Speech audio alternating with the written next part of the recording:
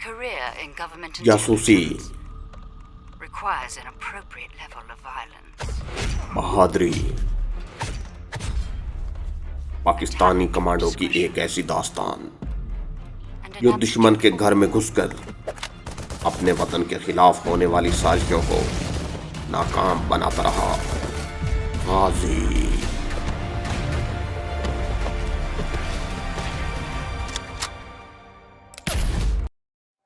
ہم جھونپڑی سے خاموشی کے ساتھ نکلے اور پیچھے کی طرف سے ڈھلان اتر کر گومل واڑی کیمپ کی طرف چل پڑے۔ عجیب گیلی گیلی بوجھل بوجھل فضا والی خاموش رات تھی۔ پٹاری میں بند پھنکارتے سانپوں کی آواز ہمارے ساتھ ساتھ چل رہی تھی۔ ہم ایک شارٹ کٹ سے ہو کر اس مقام پر آ گئے جہاں سے ہمیں کچھ فاصلے پر راہ کی تربیتی کیمپ کی چاند ایک روشنیاں جھلملاتی صاف نظر آ رہی تھیں۔ ہم رک کر کیمپ کی طرف دیکھنے لگے۔ میں نے قادر خان سے پوچھا، ہمیں کم سے کم کتنے فاصلے پر سانپوں کو چھوڑنا چاہیے؟ اس نے جواب دیا، چاہے 10 میل کے فاصلے پر چھوڑ دیں، سانپ اپنے دشمنوں تک ضرور پہنچ جائیں گے، لیکن میں چاہتا ہوں کہ کیمپ کے زیادہ سے زیادہ قریب جا کر سانپوں کو چھوڑوں۔ اس طرف سے آ جاؤ۔ ایک چھوٹے سے ٹیلے کو پار کرنے کے بعد ہم کیمپ کے عقب میں آ گئے۔ یہ کیمپ کی بیرکوں کا پچھواڑا تھا۔ بیرکوں کے عقب میں صرف دیوار پر 2-3 بلب روشن تھے۔ کیمپ پر گہری خاموشی چھائی ہوئی تھی۔ ہم چلتے چلتے بیرکوں کے اور زیادہ قریب آ گئے۔ اب ہمارے درمیان صرف خاردار دیوار حائل تھی۔ ہم ایک طرف جاڑیوں کی اوٹ میں ہو کر اندھیرے میں بیٹھ گئے۔ وزیر علی بولا، گشتی سنتری نہ آ جائیں۔ قادر خان نے کہا، تھوڑا ان کا انتظار کر لیتے ہیں۔ ہم نے 6-7 منٹ تک انتظار کیا۔ میں نے کہا، میرا خیال ہے رات کو کوئی گشتی پارٹی نہیں نکلتی۔ میرا بھی یہی خیال ہے۔ قادر خان نے کہا، ہمیں دشمنوں پر حملہ کر دینا چاہیے۔ تم لوگ مجھ سے کم از کم 10 قدم پیچھے ہٹ جاؤ۔ ہم 10 قدم پیچھے ہٹ کر کھڑے ہو گئے۔ اس جگہ ایک بیرک کی دیوار پر جلتے بلب کی روشنی پڑ رہی تھی۔ قادر خان نے جھولے میں سے پٹاری نکالی، اس پر لپٹا ہوا کپڑا اتار کر جھولے میں ڈالا اور بند پٹاری کو ہاتھ میں لے کر آہستہ آہستہ کانٹے دار تاروں والی دیوار کی طرف بڑھانا شروع کر دیا۔ ہم اسے بیرک کی روشنی میں دیکھ رہے تھے۔ خاردار دیوار کے پاس پہنچ کر وہ رک گیا۔ وہ جگہ اونچی تھی۔ اس نے ہمارے دیکھتے دیکھتے پٹاری کا منہ کھولا اور سانپوں سے بھری ہوئی پٹاری کو زور سے کانٹے دار تاروں والی دیوار کے اوپر سے اندر کی طرف اچھال دیا۔ پٹاری دیوار کے اوپر سے ہو کر دوسری طرف جا گری۔ ہم نے سانپوں کی بڑی تیز پھنکاروں کی آواز سنی، پھر یہ آواز غائب ہو گئی۔ قادر خان دوڑ کر ہمارے پاس آ گیا۔ ہم کیمپ کی بیرکوں کی طرف دیکھ رہے تھے۔ قادر خان کہنے لگا، 10 کے 10 دہشت گرد اگر کیمپ سے کہیں باہر نہیں گئے تو وہ ان بیرکوں میں ضرور سو رہے ہوں گے۔ وہ تو تھوڑی دیر میں ختم ہو چکے ہوں گے۔ اگر اسرائیلی اور بنگالی انسٹرکٹر کسی دوسری جگہ سو رہے ہیں تو سانپ ان کو بھی تلاش کر لیں گے اور وہ بھی زندہ نہیں بچ سکیں گے۔ وزیر علی نے پوچھا، کیا ہمیں یہاں رہ کر ان دشمنوں کی موت کا انتظار کرنا ہوگا؟ قادر خان اندھیرے میں مسکرایا اور کہنے لگا، تمہارا کیا خیال ہے کہ کیمپ میں سے چیخو پکار کی آوازیں آئیں گی؟ کوئی وویلا مچے گا؟ لوگ ایک دوسرے کو مدد کے لیے پکاریں گے؟ ایسا ہرگز نہیں۔ اگر ان میں سے کوئی جاگ نہیں رہا اور اس نے سانپوں کو نہیں دیکھ لیا تو پھر یہ کیمپ 1 منٹ بعد قبرستان بن چکا ہوگا، اور قبرستان میں کوئی وویلا نہیں مچاتا، کوئی ایک دوسرے کو مدد کے لیے نہیں پکارتا۔ سانپوں نے اس کیمپ کے سارے آدمیوں کو موت کی نیند سلا دیا ہوگا۔ اگر اتفاق سے کوئی آدمی کیمپ میں موجود نہیں ہوگا اور کسی دوسرے شہر گیا ہوا ہوگا تو یہ سانپ اس کی بو پر اس شہر کی طرف روانہ ہو جائے گا۔ اگر راستے میں کسی نے اسے مار نہ دیا یا وہ کسی گاڑی وغیرہ کے نیچے نہ آ گیا تو یقین کرو، چاہے سانپ 10 دن بعد اس شہر میں پہنچے، وہ اس شہر میں پہنچ کر اپنے دشمن کو ضرور ہلاک کر دے گا۔ گومل واڑی کے اس راہ کے کیمپ پر اسی طرح خاموشی چھائی ہوئی تھی۔ پہلے بھی ایسی ہی خاموشی تھی۔ کچھ پتہ نہیں چلتا تھا کہ یہ موت کی خاموشی ہے یا نہیں۔ میں نے قادر خان سے کہا، پھر تو یہاں ٹھہرے رہنا بالکل بیکار ہے۔ ہمیں واپس گاؤں جا کر سو جانا چاہیے۔ اب تو صبح ہی پتہ چلے گا کہ ہمارا مشن کامیاب رہا یا نہیں۔ وہ بولا، تم ٹھیک کہتے ہو، چلو واپس چلتے ہیں۔ اور ہم نے خاموشی سے واپسی کی راہ پکڑ لی۔ اپنی جھونپڑی میں واپس آ گئے تو وزیر علی نے قادر خان سے پوچھا، تم نے تو بتایا تھا کہ یہ 11 سانپ مجھے اپنے دوست سپیرے کو واپس کرنے ہوں گے، مگر وہ تو سارے کے سارے تم نے کیمپ میں ہی چھوڑ دیے۔ تو وہ کہنے لگا، بھائی جان، یہ سارے سانپ اگر میرے پاس نہیں آئے تو یقین کرو میرے دوست سپیرے کی جگی میں کسی نہ کسی طرح پہنچ جائیں گے۔ جب ہم واپس جائیں گے تو سانپ وہاں پہنچ گئے ہوں گے۔ میں نے کہا، اب تو صبح ہی پتہ چلے گا کہ کیمپ میں کون زندہ بچا اور کون مر گیا۔ قادر خان بولا، بچا وہی ہوگا جو کیمپ میں موجود نہیں ہوگا۔ جو کیمپ میں موجود ہوگا اور اس کے اترے ہوئے کپڑے سانپوں نے سونگ لیے تھے وہ زندہ نہیں ہوگا۔ ہم سو گئے۔ صبح لالچی بوڑھے نے ہمیں آ کر جگایا۔ وہ بڑا گھبرایا ہوا تھا اور کہنے لگا، مہاراج بڑا غضب ہو گیا۔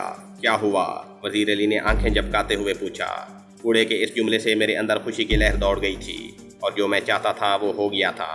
बूढ़ा बहुत घबराया हुआ था, उससे बात नहीं हो रही थी और वो कहने लगा, मांदरी महाराज, उधर कैंप में सारे के सारे लोग मर गए हैं। क्यों, क्या हुआ? कादिर ने हैरानी से पूछा। बूढ़े ने जवाब दिया, महाराज कुछ समझ में नहीं आता, सारा गांव वहां गया हुआ है। सुबह गवाला दूध लेकर गया तो कैंप में कोई भी जिंदा नहीं था महाराज। उसने बताया कि सबके जिस्म पत्थर के हो गए हैं। ये तो बहुत बुरा हुआ। मैंने कहा, आखिर हुआ क्या? कुछ पता नहीं चला। बूढ़ा आदमी बोला, महाराज कहते हैं किसी ने खाने में जहर मिला दिया होगा, सारे मर गए हैं महाराज, एक भी जिंदा नहीं बचा। चलो चल कर देखते हैं। ये कहकर कादिर खान झोंपड़ी से निकल आया। हम भी उसके साथ चल पड़े। कैंप में पहले से गांव के लोग जमा थे, वो सब सहमे हुए थे और कैंप के अंदर एक तरफ दुबक कर खड़े थे। वहाँ न कोई संतरी था, न दहशतगर्द, न नौकर था और न ही इंस्ट्रक्टर था। गांव का लालची बूढ़ा आदमी, ग्वाला और धोबी हमारे साथ कैंप की बैरकों की तरफ आ गए। हम एक बैरक में दाखिल हुए। वहाँ चारपाई पर 3 और लाशें पड़ी थीं। ये 3 दहशतगर्द थे। दूसरी बैरक में गए, वहाँ 4 लाशें पड़ी थीं। उनके जिस्म हमने छू कर देखे, पत्थर की तरह सख्त हो गए थे। कादिर खान ने हमें राजदारी से लाशों के जिस्म पर वो छोटे छोटे निशान दिखाए जहाँ सांपों ने उन्हें काटा था। ये निशान किसी लाश की गर्दन पर था, किसी के टखने पर और किसी के बाजू पर। ये लोग बुनियाने और निकरें पहनकर सोए हुए थे। तीसरी बैरक में भी 3 लाशें पत्थर बनी पड़ी थी। मैंने वजीर अली के कान में कहा, दहशतगर्द तो 10 के 10 मारे गए हैं, बाकी इसराइली और हिंदू इंस्ट्रक्टर की लाशें नजर नहीं आ रही हैं। ग्वाले ने कहा, महाराज एक लाश मचान के ऊपर संतरी की है जो रात को पहरा दे रहा था। रसोई में भी 2 लाशें पड़ी हैं। एक रसोया की लाश है, दूसरी लाश जमादार की है जो रात को रसोई में ही सोता था। कलवा धोबी बोला, वो सामने वाली छोटी बैरक में भी एक लाश पड़ी है। हम छोटी बैरक में आ गए। यहाँ पलंग पर मच्छरदानी लगी हुई थी, पंखा चल रहा था। मसहरी के अंदर एक लाश पड़ी थी। ये हिंदू इंस्ट्रक्टर की लाश ही हो सकती थी। उसकी तस्दीक ग्वाले ने कर दी और वो कहने लगा, महाराज ये फौजी यहाँ दूसरे जवानों को कवायद और चीन मारी सिखाता था। मैंने कादिर खान के कान में सरगोशी की। इसराइली इंस्ट्रक्टर की लाश कहीं दिखाई नहीं देती। कादिर खान ने गांव के दूसरे लोगों से बहरा कर पूछा, बाबा लोगो, क्या इस कैंप में इतने ही लोग थे? एक नौजवान ने जवाब दिया, महाराज इतने ही लोग थे। हाँ, एक गोरा फौजी भी कवायद सिखाता था, वो पता नहीं कहीं चला गया होगा। उसकी लाश हमने यहाँ कहीं नहीं देखी। हमने फिक्रमंद नज़रों से एक दूसरे की तरफ देखा। इसका मतलब था कि इसराइली इंस्ट्रक्टर कैंप में मौजूद नहीं था, वो बचकर निकल गया था। मैंने ग्वाले से पूछा, क्या तुमने कल गोरे फौजी को कैंप में देखा था? उसने जवाब दिया, महाराज कल मुझे वो कैंप में कहीं नज़र नहीं आ रहा था। मैं दिन निकले कैंप में दूध लेकर आता हूँ। उस वक्त फौजी परेड कर रहे होते हैं, उनमें गोरा फौजी नहीं था। मैंने कादिर खान से कहा, वापस चलते हैं। कादिर खान ने गांव के लोगों को मुखातिब करके कहा, भाइयों इस कैंप में या तो कोई वबा फूट पड़ी है या फिर इन लोगों के खाने में कोई जहरीला सांप गिरकर पिघल गया होगा, जिसके जहर से ये सारे के सारे मारे गए। अब आप लोग गांव चले जाओ, हम लोग शहर जाते हैं, वहाँ पुलिस को खबर कर देंगे। पुलिस आकर खुद ही पता चला लेगी कि ये लोग कैसे मर गए। गांव के लोग वबा का सुनकर परेशान हो गए। एक बूढ़े ने पूछा, महाराज ये वबा हमारे गांव में तो नहीं आएगी? कादिर खान बोला, अगर इस वबा ने गांव में आना होता तो अब तक आ गई होती। तुम इत्मीनान से हो और फिर ये वबा का असर नहीं। मुझे विश्वास है कि इन लोगों के खाने में कोई जहरीला सांप पक गया होगा। ये सांप के जहर से मरे हैं। हम वापस गांव की तरफ चले तो लालची बूढ़ा हमारे पास आ गया। उसने कादिर खान के करीब होकर कहा, महाराज खजाने का पता चलाने कब जाएंगे? आप कहीं शहर तो नहीं जा रहे? कादिर खान ने मुस्कुरा कर कहा, बाबा लोग तुम खामखा क्यों परेशान होता है? अभी हम शहर नहीं जाएंगे, हम राजा के खजाने का पता चलाकर ही शहर जाएंगे। अभी थोड़ी देर बाद हम अपने जसूस सांप को लेकर जंगल में जाएंगे। झोंपड़ी में आते ही वजीर अली कहने लगा, वो इसराइली इंस्ट्रक्टर बचकर निकल गया। ये बहुत बुरा हुआ। असली आदमी तो वो ही है जो दहशतगर्दों को तकरीबकारी की ट्रेनिंग देता है। कादिर खान ने कहा, मुझे यकीन है कि एक सांप उसकी मुंह पर उसकी तलाश में निकल चुका होगा। इसराइली इंस्ट्रक्टर जहाँ कहीं भी होगा, सांप उसका काम तमाम करके ही वापस आएगा। मैंने कहा, अगर इसराइली इंस्ट्रक्टर दिल्ली गया हुआ है या बम्बई गया हुआ होगा तो बारिश भर का सांप इतना फासला कैसे तय करेगा? वो तो बम्बई और दिल्ली पहुंचने से पहले ही कहीं ना कहीं लोगों के हाथों मारा जाएगा। कादिर खान बोला, तुम इन खास सांपों की ज़हनियत से वाकिफ नहीं हो। ये बिल्कुल इंसानों की तरह जासूसी करते हैं। ये जब अपने दुश्मन की खोज में निकलते हैं तो अक्सर रातों को ही सफ़र करते हैं, क्योंकि एक तो सांप रात के अंधेरे में भी रास्ता देख लेता है। दूसरी बात यह है कि इन सांपों ने दुश्मन का कोई खुरा यानी उसके पाँव का निशान तो देखना नहीं होता कि वो किस तरफ गया है। किसी से दुश्मन के बारे में पूछना भी नहीं होता। یہ سانپ دشمن کی بو پر جا رہے ہوتے ہیں جو انہیں سینکڑوں میل کے فاصلے پر بھی آ جاتی ہے، اس لیے مجھے یقین ہے کہ اسرائیلی انسٹرکٹر اس سانپ سے بچ نہیں سکے گا جو اس کے پیچھے لگ چکا ہے۔ وزیر علی نے کہا، ایسا بھی ہو سکتا ہے کہ تمہارا یہ سانپ اسرائیلی انسٹرکٹر کی بو لیتا دلی پہنچ جائے تو اسرائیلی ہوائی جہاز میں بیٹھ کر کسی دوسرے شہر میں چلا جائے یا واپس بھوپال آ جائے اور وہاں سے گومل واڑی تحقیقات کرنے آ جائے، پھر یہ سانپ کیا کرے گا؟ تو قادر خان کہنے لگا، بھائی جان، یہ سانپ ہوائی جہاز کی بلندی سے بھی دشمن کی بو پا لیتے ہیں۔ اگرچہ اسرائیلی دلی سے بھوپال یا بمبئی جائے گا تو سانپ بھی اسی طرف روانہ ہو جائے گا۔ یوں سمجھ لو کہ اس سانپ نے بھی اب اپنی زندگی کا مقصد بنا لیا ہے کہ اپنے اس دشمن کو ہر حالت میں ڈسنا ہے جس نے اسے 2 دن بھوکا رکھا تھا اور جس کے کپڑوں سے اس نے اس کے جسم کی خوشبو بھی سونگھ لی تھی۔ ہاں، اگر اس آنے جانے میں سانپ کہیں مارا جاتا ہے تو یہ ایک الگ بات ہے، لیکن اگر وہ زندہ رہا تو سال گزر جائے چاہے 2 سال گزر جائیں، یہ اپنے دشمن اسرائیلی انسٹرکٹر کو ہلاک ضرور کرے گا۔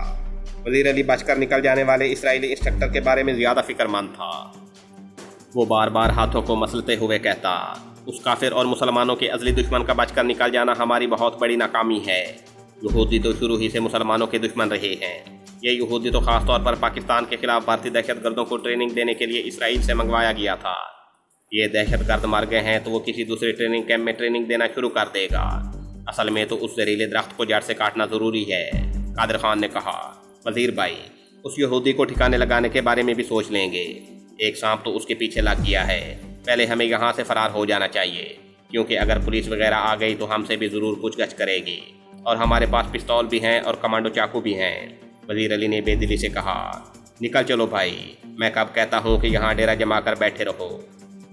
لالچی بوڑھا آدمی اپنے مکان میں گیا ہوا تھا۔ ہم نے موقع غنیمت جانا اور بڑے اطمینان سے جھونپڑے سے نکل کر جنگل میں ایک طرف چل پڑے۔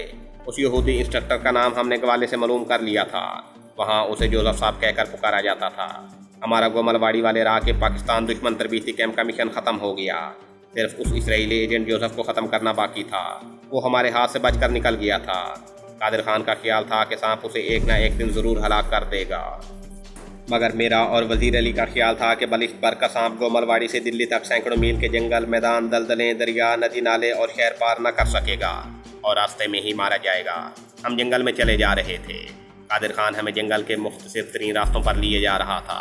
جنگل کے یہ راستے اس کے خیال میں خطرناک نہیں تھے، اس کے باوجود ہم چوکنے ہو کر چل رہے تھے، کیونکہ اس جنگل میں خونخوار درندے اور زہریلے حشرات الارض کثرت سے پائے جاتے تھے۔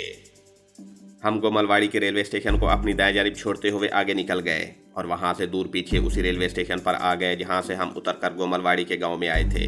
وہاں پہنچے تو دوپہر ہو چکی تھی۔ یہاں سے ہمیں شام کے وقت بھوپال جانے والی گاڑی ملی جس نے ہمیں رات کے وقت بھوپال پہنچا دیا۔ بھوپال سے ہم دوسری گاڑی میں سوار ہو گئے اور دوسرے دن آدھی رات کو اس اسٹیشن پر اتر پڑے جہاں سے ہماری حویلی والی پناہ گاہ کو جنگل اور پہاڑیوں میں سے راستہ جاتا تھا۔ یہاں ہماری گاڑی اسی جگہ پر موجود تھی جہاں ہم اسے چھپا کر گئے تھے۔ ہم گاڑی میں بیٹھے اور حویلی والی پناہ گاہ کی طرف روانہ ہو گئے۔ باقی کی رات ہم صبح تک گہری نیند سوئے۔ صبح اٹھے تو کافی دن نکل آیا تھا۔ اپنے سپیروں والے کپڑے ہم نے رات کو ہی بدل ڈالے تھے۔ چاند بھائی ہمارے لیے چائے وغیرہ تیار کر کے لے آئی۔ وزیر علی کہنے لگا، اس یہودی انسٹرکٹر کو ٹھکانے لگانا ہمارا فرض ہے جو بھارتی دہشت گردوں کو پاکستان میں جا کر تخریب کاری کی تربیت دیتا ہے۔ وہ ہمارے اور پاکستان کے لیے دہشت گردوں سے زیادہ خطرناک ہے۔ اس کو ٹھکانے لگانا بہت ضروری ہے۔ جب قادر خان نے کہا کہ سانپ اسے اپنے آپ ہلاک کر دے گا تو وزیر علی نے جھنجھلا کر کہا، میں اس بات کو تسلیم نہیں کرتا، یہ خارج از امکان بات ہے۔ اگر وہ گومل واڑی کیمپ میں ہوتا تو سانپ اسے ضرور ہلاک کر دیتا، مگر وہ وہاں نہیں تھا، وہ دلی بیٹھا ہوا ہے۔ بہت ممکن ہے سانپ ابھی مدھیہ پردیش کے جنگلوں میں ہی ہو اور یہودی انسٹرکٹر دلی سے بمبئی پہنچ جائے۔ میں نے ان دونوں کی توجہ اس سے بھی اہم مسئلے کی طرف دلاتے ہوئے کہا، میرا خیال ہے ہمیں یہودی انسٹرکٹر کے مشن کو کچھ دیر کے لیے ملتوی کر کے مراد آباد کے جنوب میں سمبل کے فارسٹ ریسٹ ہاؤس میں جو راہ کا دوسرا تربیتی کیمپ ہے اس طرف توجہ دینی چاہیے، کیونکہ اس تربیتی کیمپ میں بھارتی پنجاب اور اتر پردیش کی پیشہ ور لڑکیوں کو دہشت گردی کی تربیت دے کر پاکستان بھیجنے کا منصوبہ بنایا گیا ہے، اور یہ پیشہ ور لڑکیاں مسلمان بن کر پاکستان کی اونچی سوسائٹی میں گھس کر بہت زیادہ خطرناک ثابت ہو سکتی ہیں۔ وزیر علی نے قادر خان سے کہا، مراد آباد میں اپنا ایک آدمی تو موجود ہے، وہ اس سلسلے میں ہماری مدد کر سکتا ہے اور ہمیں اس کیمپ کے بارے میں مکمل تفصیلات مہیا کر سکتا ہے۔ قادر خان کہنے لگا، میرا خیال ہے ہمیں اب راہ کے اس دوسرے ٹریننگ سینٹر کی طرف توجہ دینی چاہیے۔ وزیر علی بولا، میری تجویز یہ ہے کہ تم اور حیدر علی یہاں سے مراد آباد کی طرف روانہ ہو جاؤ۔ میں یہاں رہ کر یہودی انسٹرکٹر کے بارے میں سراغ لگانے کی کوشش کروں گا کہ وہ مر گیا ہے یا زندہ ہے۔ اگر زندہ ہے تو اس کی تازہ سرگرمیاں کیا ہیں؟ میں نے اور قادر خان نے اس پر اتفاق کیا۔ طے یہ پایا کہ وزیر علی اسی جگہ رہ کر گومل واڑی اور بمبئی کا چکر لگاتا رہے گا اور یہ معلوم کرنے کی کوشش کرے گا کہ یہودی انسٹرکٹر جوزف کس حال میں ہے۔ اگر سانپ نے اسے ہلاک نہیں کیا تو کیا گومل واڑی کیمپ میں اس نے راہ کی مدد سے دہشت گردوں کو دوبارہ ٹریننگ دینی تو شروع نہیں کر دی، جبکہ میں اور قادر خان وہاں سے اپنے نئے مشن پر مراد آباد کی طرف روانہ ہو جائیں گے۔ میں نے قادر خان سے دریافت کیا، قادر بھائی، مراد آباد میں جو اپنا آدمی ہے وہ اس کیمپ کے سلسلے میں ہماری کہاں تک رہنمائی کر سکے گا؟ قادر خان نے چائے کی پیالی ہونٹوں سے الگ کرتے ہوئے کہا، یہ تو وہاں پہنچ کر ہی معلوم ہو سکے گا۔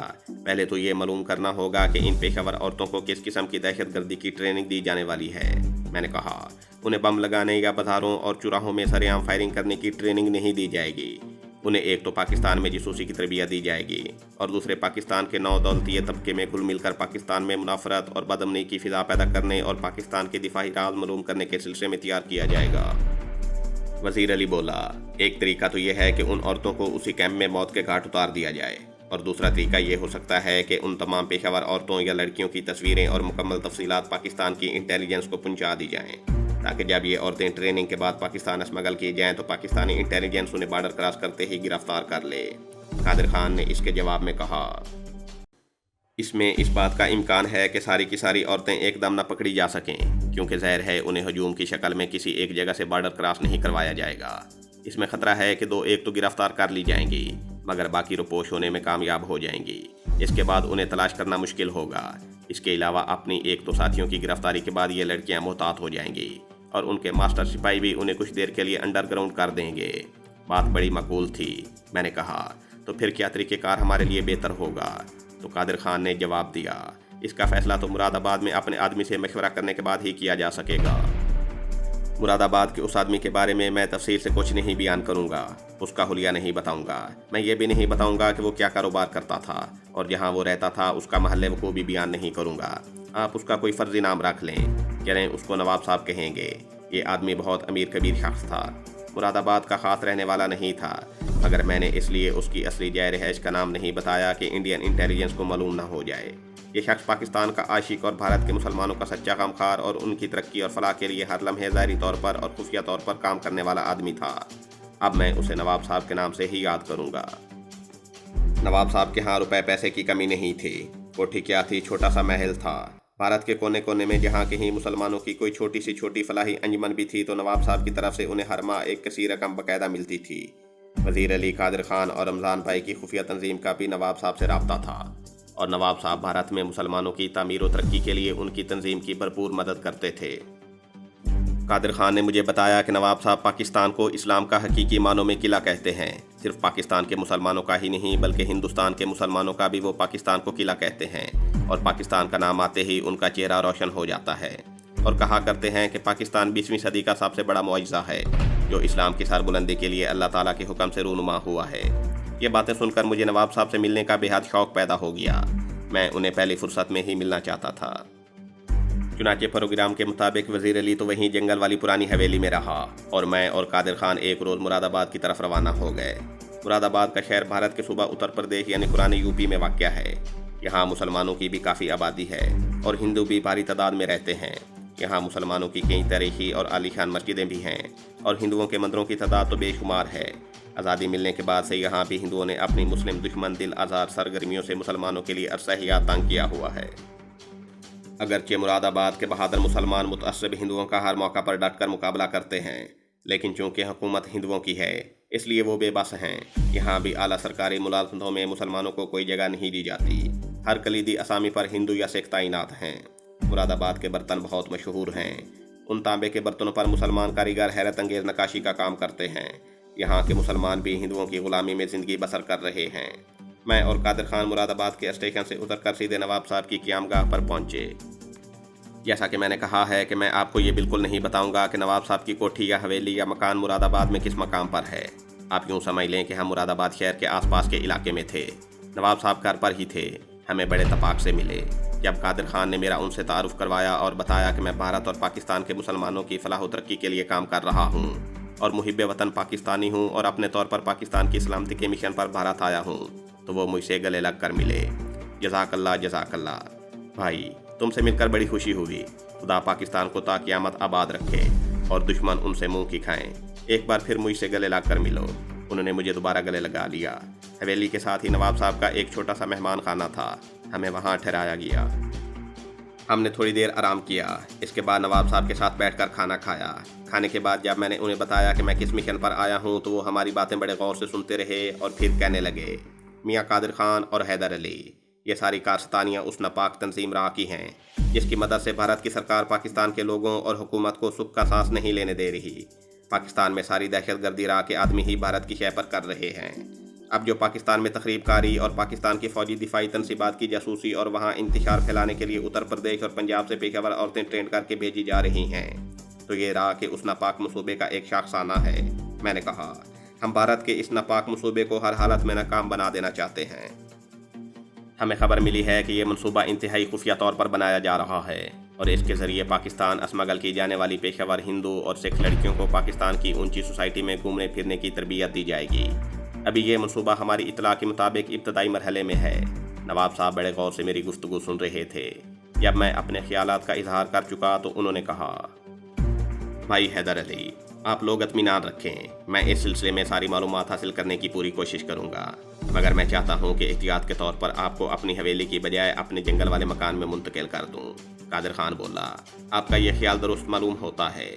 हमें हर मुमकिन एहतियात करने की ज़रूरत है। नवाब साहब कहने लगे, अगरचे मैं हिंदुओं की फलाही तंजीमों को भी हर साल चंदा देता हूँ, लेकिन चूंकि मैं मुसलमानों की फलाही तंजीमों की भी सरपरस्ती करता हूँ, इसलिए भारत सरकार और यहाँ की पुलिस इंटेलिजेंस की नज़रों में हूँ और मुझे यकीन है कि मेरी निगरानी ज़रूर होती होगी। मैं चाहता हूँ कि आप मेरी हवेली में रहने की बजाय मेरे जंगल वाले कॉटेज में कुछ दिन क़याम करें। कादिर खान, तुम तो मेरे जंगल वाले कॉटेज से वाकिफ़ ही हो। कादिर खान ने कहा, क्यों नहीं नवाब साहब, मैं वहाँ कई दफ़ा जा चुका हूँ। बस आप लोग आज ही वहाँ चले जाएं। वहाँ मेरा मुलाजिम मौजूद है। किसी किस्म की तकलीफ़ नहीं होगी। इतनी देर में मैं राह के इस नापाक मनसूबे के बारे में मालूमात हासिल करने की कोशिश करता हूँ। जैसे ही मुझे करामद मालूमात हासिल हुई, मैं खुद तुम्हारे पास आ जाऊँगा। हम तीसरे पैर मुरादाबाद शहर से नवाब साहब के जंगल वाले कॉटेज की तरफ रवाना हो गए। मुरादाबाद शहर से एक मेन लाइन रामपुर, बरेली, लखनऊ से होते हुए बनारस और कलकत्ता को जाती है। यहाँ से एक ब्रांच लाइन सिंबल और बदायूं की तरफ निकल जाती है। हमने मुरादाबाद पहुंचकर उसी ब्रांच लाइन की एक गाड़ी पकड़ी और सिंबल के स्टेशन पर पहुंच गए। ये छोटा सा ब्रांच लाइन का स्टेशन जंगल में वाक़या था। कादिर खान को नवाब साहब की कॉटेज का रास्ता मालूम था। हम एक बैलगाड़ी में बैठ गए। बैलगाड़ी जंगल में चल पड़ी। 6-7 मील के सफ़र के बाद एक नहर आ गई। नहर के किनारे किनारे आमों के बाग थे। आमों का मौसम नहीं था, इसलिए बाग वीरान पड़े थे। रखवाले और ठेकेदारों की आदमियों की झोंपड़ियाँ खाली पड़ी थीं। उन बागों की दूसरी तरफ नहर के किनारे एक छोटे से टिब्बे पर जंगल के रेस्ट हाउस की तर्ज की एक बुसीदा सी क्वार्टरनुमा इमारत खड़ी थी, जिसकी खपरियल की ढलवा छत एक तरफ से जंगली बेलों से ढकी हुई थी। हमारे मुखबिर ने हमें जो पहले मालूमात फराम की थी, उनके मुताबिक राह का पेशावर लड़कियों वाला ट्रेनिंग सेंटर सिंबल ही के जंगल में किसी मकाम पर था। बाद में मालूम हुआ कि ये ट्रेनिंग कैंप उसी जंगल के शुमाल मशरक में हापड़ ब्रांच की बड़ी नहर के पास किसी खुफिया मकाम पर वाक़या है। ये इतला हमें मुरादाबाद में ही मिल गई थी। हमने इसका जिक्र नवाब साहब से नहीं किया था। ये नवाब साहब का कॉटेज था। जब कभी वो जंगल में शिकार खेलने के लिए आते तो इसी कॉटेज में ही क़याम किया करते थे। यहाँ एक मुलाजिम मुस्तकिल तौर पर रहता था, जो नवाब साहब का पुराना मुलाजिम था। वो हमें कॉटेज में ही मिल गया। बूढ़ा आदमी था। उसने हमारे लिए कमरा खोल दिया और हमें चाय बना कर दी।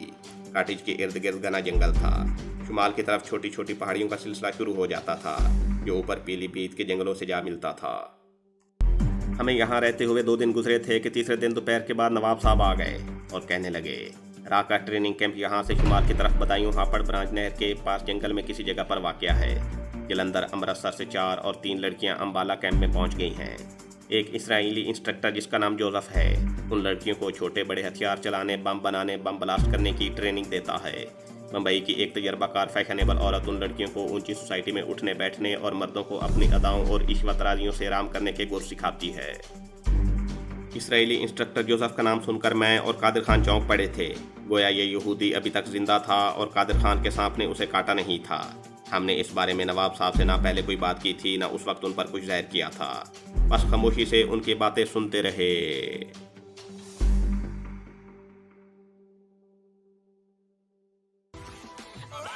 ये थी हमारी आज की एपिसोड। उम्मीद करते हैं आपको हमारी ये कहानी पसंद आई होगी। तो जाने से पहले इस वीडियो को लाइक कीजिए और शेयर करना मत भूलिए।